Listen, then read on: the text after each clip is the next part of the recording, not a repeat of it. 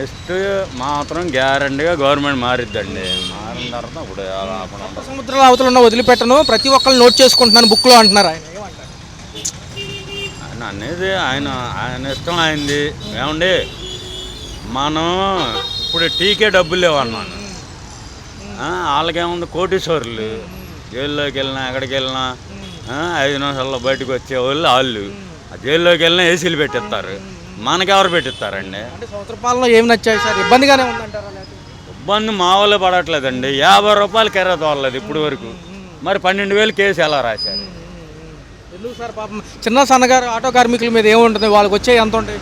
ఈ ఫైనాన్సులు ఈ రిపేర్లకి అయిపోతాయి సగం. మళ్ళీ ఫ్యామిలీని లాగాలి, ఫ్యామిలీని లాక్కో రావాలి, పిల్లల్ని చదివించుకోవాలి, అన్నీ చేయాలి. నాకు లైసెన్స్ లేదా? నా వల్ల తప్పేమైనా ఉంటే లైసెన్స్ లేదా? బండి కాగితాలు లేవా? దాని గురించి రాయండి, తప్పులేదు. మందమ్మి తెల్లవారులు మందమ్మిచ్చి మళ్ళీ ఎదురు 12,000 13,000 కేసు రాస్తే అలా ఎవడ కట్టుకుంటాడు? పక్క ఈ ఆటో రంగాన్ని ప్రైవేట్ సంస్థలు తెల్ల ప్లేట్లతోనే తోలుతున్నాయి, ఓబర్ ఓలా అని చెప్పి. మీరు ఇంకా 10-20 రూపాయల డిస్టెన్స్ అసలు లేదు. ఇదిగో ప్రైవేట్ వాహనాలకు కాంపిటీషన్ వచ్చింది. ఎలా సార్ అసలు? ఇప్పుడు అమ్మని ఎక్కడికి రామకృష్ణాపురం 30 రూపాయలు కెరేస్తాను అందరు. 30 రూపాయలు రామకృష్ణాపురం అన్న. మరి ఎవరు వెళ్తారు సార్? ఏం సార్ ఇబ్బంది అయితే ఈ ప్రభుత్వాలన్నీ ఇబ్బంది? బండి ఆడి ఫైనాన్సర్ తోసేస్తాడు. రోడ్డు మీద కాగితాలు ఏరుకుంటే బెటర్. కాగితాలు ఏరుకుంటేవాడు 4ంటికి వెళ్ళి 10ంటికల్లా 1000 రూపాయలు సంపాదించుకుంటాడు. ప్రజల్లో కూడా వ్యతిరేకత స్టార్ట్ అయ్యింది. డ్రైవర్ ఇంకా అయిపోయింది, ఇంకా సినిమా అయిపోయినట్టే. అట్లయితే జగన్ గారు కూడా మళ్ళీ దిశానిర్దేశం చేస్తున్నారు స్థానిక నేతలకి ఎలా ఉండాలి ఏంటి అనేది. పాపం అరెస్టుల పర్వంలో కూడా కొంచెం కుదేలైనట్టుగా ఉంది మాజీ ప్రభుత్వం. ఎందుకంటే ఏమన్నా అని మనకు తెలియదు. పొద్దున్న లేచిన నుంచి వర్క్ మీదే ఉంటాము. కాకపోతే ఒకటి మాత్రం చెప్పగలను సార్, ఫ్రీగా ఉంటాడు. భయం లేకుండా బతకడానికి ఈ ప్రభుత్వం ఇంపార్టెంట్. అయితే ఇదంతా బాగానే ఉందంట. అయితే ఏంటంటే సార్ ఎలా ఉంది మరి మహానాడు కూడా రేపు కడపలో జరగబోతుంది కదా. ఈసారిగా గట్టిగా 12వ తారీఖు అనేక పథకాలతో పాటు ముందుగానే మహానాడు అంటున్నారు. ప్రభుత్వం ఎలా పరిపాలించింది 1 year అనే దానిపైన ఏమైనా ఉంటుందంటారా? పథకాలు వీళ్ళే కాదు వాళ్ళు కాదండి, ఎవరు ఇవ్వకూడదండి. పని చేయాలి అంతే. పని చేసి దాని ద్వారా వచ్చిన ఫలితాన్ని అనుభవిస్తే ప్రతి ఒక్క ఫ్యామిలీ హ్యాపీ అండి. కూర్చోబెట్టి ఎవరికి ఏ రకంగా డబ్బులు ఇవ్వకూడదండి. ప్రతి వాళ్ళు పని చేయాలి. అన్ని రకాల్లో అభివృద్ధి చెందుతుంది అప్పుడు, ఇబ్బంది లేకుండా. ఎందుకంటే ఇబ్బందిపరమైన అరెస్టులు పరిణామాలు కొంచెం రాజకీయాల్లో కొంచెం డల్ పరిస్థితి ఉంటుంది సార్. ఏదైనా మాజీ ప్రభుత్వాలకి ఎప్పుడు ఇబ్బందిగానే ఉంటుంది. ఒక కొత్త ప్రభుత్వం వచ్చినప్పుడు ఇవి కొంచెం అరికట్టాలంటారు. అంటే చాలామంది లోపలే ఉంటున్నారు కదా, చూసే ఉంటారు. అనుచితంగా మాట్లాడిన వాళ్ళు కానివ్వండి, ఏదైతే పదవికి కంటే ఎక్కువగా ఓవర్గా రియాక్ట్ అయిన వాళ్ళు కానివ్వండి, ఎలా అనిపిస్తుంది? ఎలా ఉండాలి నాయకులు అనేవాళ్ళు? ఎలా ఉండాలి? ఇప్పుడు ఉన్నవాడిని ఒక రకంగాను లేనివాడిని ఒక రకంగా కాకుండా అక్కడ వాడి యొక్క విషయం తెలిసి ఉండాలి. ఇప్పుడు వాడు అబద్ధం చెప్తున్నాడా, నిజం చెప్తున్నాడా, పనికి వెళ్తున్నాడా లేదా అని చెప్పేసి కాకుండా, అది ఇప్పుడు నిన్న జగన్ గారి ప్రభుత్వంలో కూడా వాలంటీర్ ప్రభుత్వం అది బాగానే ఉంది. ఇప్పుడు ఈయన వచ్చిన తర్వాత ఈయన కూడా బాగానే చేస్తారు. కాకపోతే ఏంటంటే మనిషి ఎప్పుడు కూడా పని చేస్తూ ఉంటే ప్రాబ్లం లేకుండా ఉంటుంది. మన పని మనం చేసుకుంటూ ఉన్నాం అనుకోండి, ఆటోమేటిక్గా జరగాల్సినవి అన్నీ జరుగుతూనే ఉంటాయి. స్థానిక నేతలు నియోజకవర్గ వారి నేతలకి ఆయన దిశానిర్దేశం చేస్తున్నారు. జగన్ అన్న 2.0లో ఎవరైతే ఇబ్బంది పెట్టారో, ఏదైతే దేశాలు దాటి వెళ్ళినా మళ్ళీ తీసుకొచ్చి అని అంటున్నారు, పేర్లు రాసుకోండి అంటున్నారు. ఏదైతే మొదలుపెట్టింది మీరే, విత్తనాలు నాటింది మీరే, విశ్వ సంస్కృతికి ఇట్లాంటి అంటే అరెస్టులు చేసినప్పుడు వాళ్ళ తరపుల మనిషినే వాళ్ళని అప్రూవర్గా మారడం కానివ్వండి చూస్తూ ఉన్నాం. ఇప్పుడు ఈ ప్రభుత్వాలు ఎలా అనిపిస్తుంది? ఎందుకంటారు? అంటే వాళ్ళు మితిమీరి ప్రవర్తించారంటారు ఖచ్చితంగా. అది మనకంటే ఐడియా లేదు సార్. టైం అవుతుంది.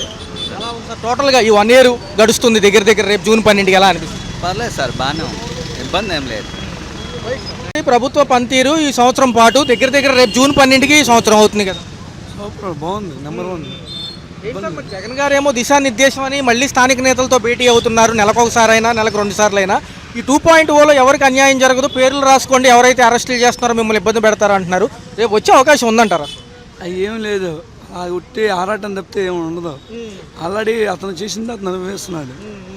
అప్పుడు ఎవరితో అయితే ఎన్ని మాటలు అనిపించాడో వాళ్ళనే గవర్నమెంట్ అనేది ట్రీట్మెంట్ చేస్తుంది. కానీ అన్యాయంగా ఏ వైసీపీ రాజకీయ నాయకుల్ని ఎవరినే వంటలా. ఒకటి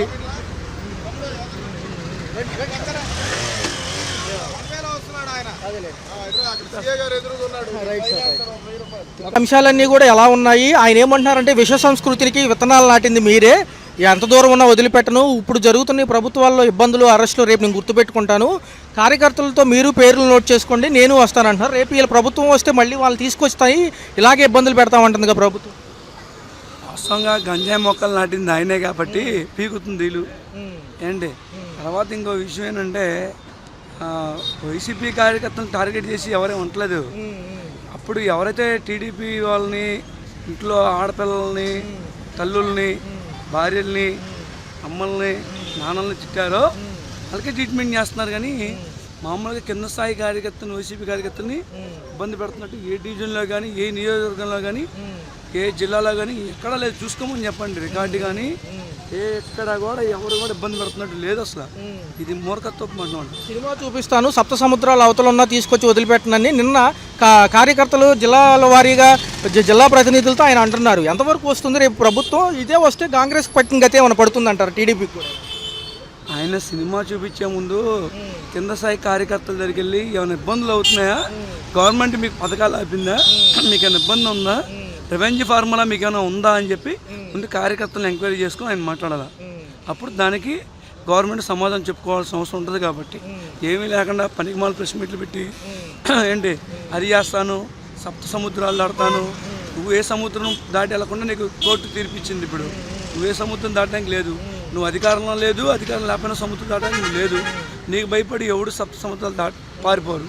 తెలుగురు అంశం ఎలా అనిపించింది సార్? దేవినేని అవినాష్ గారు జస్ట్ మిస్. నిన్న క్రౌడ్లో కూడా చాలా వరకు పోలీస్ భద్రతతోనే బయటపడ్డాడు ఆయన.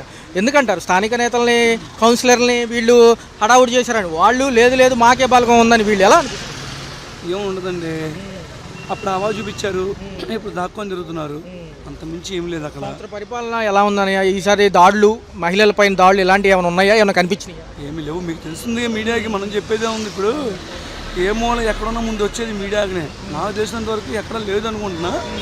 మరి మరి మన డిప్యూటీ సీఎం గారు కానీ, అంటే చంద్రబాబు నాయుడు గారిని, హోమ్ మినిస్టర్ అనిత గారు కానీ ఏదైనా కూడా లాండ్ ఆర్డర్ టైట్ చేయడం కొద్దిగా మనం చెప్పుకోవాల్సింది ఏంటంటే అటు ఇటు రెండు వైపులా మాట్లాడుకోవాలి. ఒకటి గవర్నమెంట్ అనడానికి లేదు అసలు. గవర్నమెంట్ నెంబర్ 1 మంచి ప్రభుత్వం కాదు, మంచి ప్రభుత్వమే చేస్తుంది. చూసుకున్నట్లయితే ప్రభుత్వం రేపు జూన్ 12కి ఒకేసారి 4 పథకాలు అంటుంది. సంవత్సర పాలన అవుతుంది కాబట్టి కూటమి ప్రభుత్వం. ఈ ఆంధ్రప్రదేశ్ ఎలా అనిపించింది? పర్లేదు, కొంచెం ముందడుగు పడినట్టే అభివృద్ధి వైపు. పర్లేదండి, మరి అంత ఇదేం కాదు, బాగానే నడుస్తుంది. రోడ్ల వరకు ప్రస్తుతానికి బాగానే ఉంది, చేస్తున్నారు, అంతా పర్లేదు. మరి అంత 9 పథకాలు, ఇప్పుడు 6 పథకాలు. అయితే ఏంటంటే జగన్ గారు ఏమంటున్నారంటే 2.0తో మళ్ళీ ప్రజల్లోకి వస్తాను, గతంలో నేను పెడచెవిని పెట్టిన ఈ అంశాలన్నీ కూడా నేను దగ్గరుండి చూసుకుంటానంటున్నారు. ఆయనకి ఏమైనా అవకాశం ఇస్తారా మళ్ళీ ఒకసారి? ఆయన కాన్ఫిడెన్స్ అయిందంటే మనం ఏం చెప్పగలం. ప్రజలు 2.0 అయినా 3.0 అయినా కానీ అది ప్రజల డెసిషన్, మన కాదు కదా. ఆయన ఇచ్చేవాళ్ళు జిల్లా నేతలతో ఇచ్చేవాళ్ళు. స్థానిక జిల్లా నేతలు, వీళ్ళ స్థానిక సంస్థల నేతలతో మాట్లాడుతూ ఈసారి ఇట్లా ఇబ్బంది పెడుతున్నారు కదా, ఇప్పుడు అరెస్టుల పర్వంలో వీటిల్లో మేము అన్నీ గుర్తుపెట్టుకుంటాము, మేము బుక్లో కూడా పేర్లు రాసుకుంటాము అంటున్నారు. రేపు ఇక్కడ ఈయన కనుక వస్తే రేపు ప్రభుత్వం ఒకవేళ 2029లో బీజేపీ ప్రోద్బలం ఉంది కాబట్టి ఆ ప్రభుత్వానికి రేపు కాంగ్రెస్కి పట్టిన గతే పట్టిద్దా? అంతే బట్టి మరి 6 పథకాలు అవుతాయి అంటారు. చిన్న గ్రాడ్యువల్గా అవుతుంటాయండి, చిన్నగా. ఎందుకంటే గతంలో మనం చాలా లాస్ అయినాం, డబ్బులు అనేవి లేవు. మరి అవన్నీ రికవరీ చేసుకుంటూ ఒక్కొక్కదాన్ని ఇంప్లిమెంట్ చేస్తారు. అంటే అక్రమ అరెస్టులకి విష విత్తనాలు నాటింది ఈ ప్రభుత్వమే, సంబంధం ఉన్నా లేకపోయినా ముందు అరెస్టులు చేస్తున్నారు. సో రేపు మేము వచ్చాక సినిమా చూపిస్తామని జగన్ గారు అంటున్నారు, వస్తారంటారు? ఆ మాట ఆయన అనకూడదు సార్. అక్రమ అరెస్టులు, దోపిడీలు అనేవి ఆయన మాట్లాడకూడదు. ఎందుకంటే ఇప్పుడు ప్రజలు చూశారు కనుక ఆయన్ని ముఖ్యమంత్రి పదవి నుంచి దించేశారు ఏంటి. అంతేగాని ఇంకా అక్రమ అరెస్టులు ఏం లేదు, అక్రమంగా ఎవరిని ఎత్తి రాలేదు కదా. లీగల్గా వాళ్ళు లీగల్గా పోయారు, లీగల్గా అరెస్టులు చేస్తున్నారు. జైలుకి వెళ్ళడం మాకు కొత్త ఏం కాదు, మాకు ఇంతకుముందు అనుభవాలు ఉన్నాయి, ఎన్ని బాధలు పెట్టినా కేసులు పెట్టినా మేము భరిస్తామని ఈయన అంటున్నారు నేతలతో. నిజమేనా? ఎవరైనా అంతే అండి. ఇప్పుడు వెళ్ళొచ్చారు మొన్నటి వరకు చంద్రబాబు వెళ్ళా ఏంటి, ఆయన్ని కూడా లోపటేసారు. ప్రతి ఒక్కళ్ళు వెళ్తూనే ఉంటారు, వస్తూనే ఉంటారు. అది రాజకీయ నాయకులకి కామన్. రేపు కడపలో కూడా మహానాడు సభలు జరగబోతున్నాయి. మే 27, 28, 29 ఎలా ఉండబోతుంది? ప్రభుత్వం కొత్తగా ఏదైనా కొత్త పదవులు ఇస్తుందా లోకేష్ గారికి? మనకు ఐడియా లేదు సార్ దాని మీద.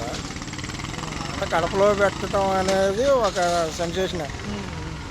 ఎందుకంటే అది జగన్ గారు అడ్డ. మరి అక్కడ మహానాడు కండక్ట్ చేస్తున్నారంటే చూద్దాం ఏమవుతుంది.